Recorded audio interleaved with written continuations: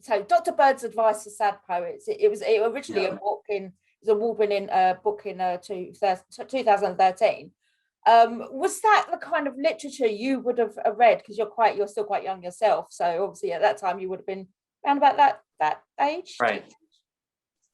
You know, to be quite honest, I've always sort of been drawn towards non-fictional pieces of literature. I've really been interested in astrophysics and kind of just stuff of the sciences. But the human emotion and mental state is just as much of a science to me, you know, and that's one of the reasons I love acting and portraying characters so much and reading books that are so true to these characters is because it's almost a science of their emotions and kind of studying them in this objective manner that the author allows for the audience to see is really special, you know, especially when you can convey it in such a relatable way. Yeah, and as you mentioned, you know, it's the film is all about anxiety and depression as well, and it's starting to become a major conversation especially for a younger generation, for young adults. What do you hope audiences will take away from this quirky story? Yeah, well, like you said, I honestly don't think that there may be enough films that are as honest about mental illness and about emotional struggle. One of the things that James is really good at is facing his emotions head on. That's just inherent in his family. You can see that through his father and in all of his own actions. But he's not very good at managing them. And that, I think, is something that's so universal that everyone could, maybe not everyone, but a lot of people can notice what they're struggling with, can see exactly what they might need to change in their lives or how they can deal with their emotions, but they don't have the strength to simply wrap their hands or their mind around it in that sort of management sense. And yeah, I really do think this movie did a great job of portraying a really lost character who is ready and willing to meet his emotions, but he can't live up to the strength. You know what I mean? I mean, it's his own strength. And that's part of one of the things that I hope people can realize in this film is that you can use that intensity, that this emotional intensity as a sort of strength for yourself, you know? Yeah. What got me is that he thought he had some mental issues going on. And yeah, of course it is a mental issue, but it's the way that he portrayed it. It was a bit more like there was something actually wrong with him. And it's good to see that, no, there isn't anything wrong with you. This is what people go through, especially with his parental background as well. Yeah, humans, we have a tendency to look at things in either a good or a bad way, a yes or a no, very binary sort of perspective. And James either sees himself as healthy or sick, as opposed to there being individual things in his life that he might need to focus his energy on. And so it becomes all one big jumble of struggle, as opposed to kind of siphoning out what strength you can manage from the power of those emotions, you know what I mean? As opposed to just letting them overcome you, as he does in a lot of parts of the film. And that is so real, you know? I mean, my friends and I that I know have struggled from things almost identical. I wouldn't say that, you know, we experienced the same kind of delusions that he may have experienced.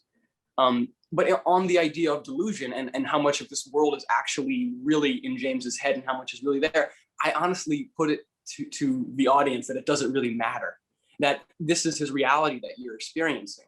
And every part of what you see, all his third eye and everything he sees through it is just as real as the rest of the film, or as the reality that is presented, you know? It is the reality that's presented. It's James's reality. Yeah. And that's one of the things that people who are struggling with either mental illness or just emotional struggle, anxiety, stress, whatever level it may be at, you know, that we can all probably concur on. And that's just that, like, amidst that chaos, it's kind of showing one's own self is kind of the hardest. But James does a really good job of maintaining his character the entire time. He is James Whitman. And the way that he talks to his bird, the devices that he uses are so him. And I really want, like, someone in the audience who deals with very similar kind of anxiety to point out at that bird and be like, you know, I have something like that. Like that is exactly the kind of coping mechanism that I use, and kind of examine it from a perspective of, well, how healthy is that? And how exactly can I work towards replacing this necessary crutch in my life with something more sustainable? Yeah. I was actually going to mention about, I mean, people talk to their pets all the time anyway, and it can be some kind of therapy. I mean, have you ever had that situation where you've ended up, I mean, have you ever had pets that you've ended up having to have a conversation with because there's no one else around? Well, as of recently, I haven't had a crazy amount of animals in my life. Like I feel like I had a pet hedgehog almost a year ago that just recently passed away, unfortunately. And he was my relationship with that animal was more a desire to take care of them and wanting to make them feel safe and comfortable. And I think that was a reflection of my own desire to be taken care of and feel safe and be comfortable. I think that a lot of the things and a lot of the ways that we treat animals in our life, whether they be dogs or cats or whatever, it's very much a reflection of ourselves. And a lot of people that I've talked to who have are with their animals or just walking on the street, casual conversations you can have with them almost seem to be happening through their animal. You know, like there's a sort of barrier that they may have socially, which kind of denies them the confidence maybe to kind of speak for themselves. And so I think that more than just seeing eye dogs, there can be confidence animals that walk beside you. You know, I think there's a sort of strength to having something that represents a little part of yourself kind of out there in the world, you know? Yeah. And I think that's one of the things, that there's sort of little manifestations of our own personality, if you ask me. Yeah. So yeah, Jason Isaac, so he plays your father as well, which is he's quite brilliant. And he's a you know, aptly named brute, and he does it so well. I mean, were there times where he played that fatherly kind of figure when the cameras stopped rolling? You know, I would say that he's one of those actors who is just so friendly and warm to be around on set. It was kind of almost contradictory to the relationship that me and my father had in the film, which did not detract anything away from the on-camera relationship. It sort of it made me more comfortable around him. So I kind of used that as a sort of the relationship that we've had established. He was a good father figure. He raised James to the point where James can start to question his choices in the past and his current choices. And I kind of relate it towards my relationship with my own father, where I grew up kind of seeing him as an ideal role model until I started noticing characteristics in the way he handled stressful situations and the way he dealt with just anxiety and stress in general that weren't favorable from a productivity standpoint. And so part of my struggle growing up was kind of disassociating myself with things that I saw my parents do in the way that they raised my brothers and me, and just kind of taking what I could out of the history of the relationship I had with my parents and kind of letting that continue to nourish me, but still using those, let's say, because I do notice these things that I dislike in myself are genetic. There's certain characteristics that I have taken from my parents that are genetic, my specific ways that you react to certain situations. And James is no different. You know, I really think that he may have had a good relationship with his father at one point. He did see him as a character to look up to.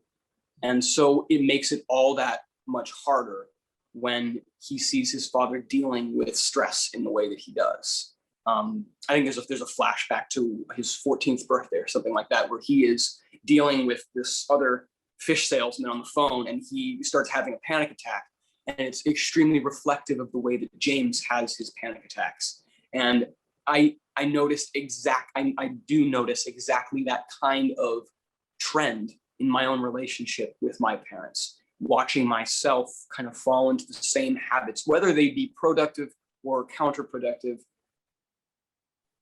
that my parents fall into, because that's just kind of who we are as people. We are kind of copies of our parents, and it's up to us to either mitigate those responses that we have naturally, or to let them have power over us, you know? And you do watch James and his father, for a lot of the film, have those emotions take power over them. Definitely. I just got to say though, the older you get, the more like your parents you will be. I've noticed that, and it's scary.